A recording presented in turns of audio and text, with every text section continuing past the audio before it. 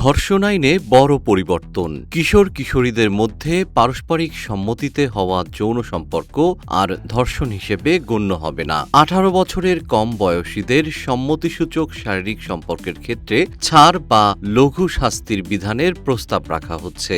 সমবয়সী কিশোর কিশোরীদের মধ্যে পারস্পরিক সম্মতিতে হওয়া যৌন সম্পর্ককে নির্যাতন বা শোষণের ঘটনা থেকে আলাদা করে দেখতে চান জেনজি সমর্থিত নেপালের তরুণ রাষ্ট্রনেতা বালেন্দ্র শাহ। নেপালের বর্তমান আইন অনুযায়ী 18 বছরের কম বয়সী কোনো কিশোর বা কিশোরীর মধ্যে যে কোনো ধরনের যৌন সম্পর্ককে ধর্ষণ হিসেবে গণ্য করা হয়।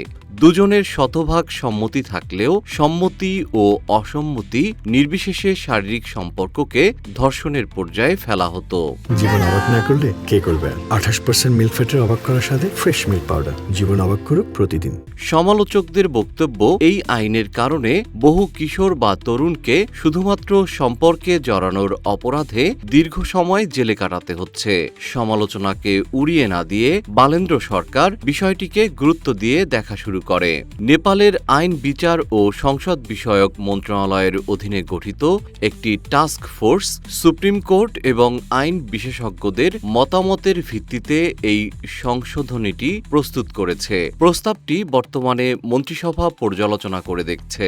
যদি সম্পর্কে জড়িত দুজনেরই বয়স 16 থেকে 18 বছরের মধ্যে হয় এবং তাদের বয়সের পার্থক্য নির্দিষ্ট হয়, তবে তাদের পারস্পরিক সম্মতিকে আইনি স্বীকৃতি দেওয়া হবে। এটিকে আর ধর্ষণ হিসাবে দেখবে না রাষ্ট্র।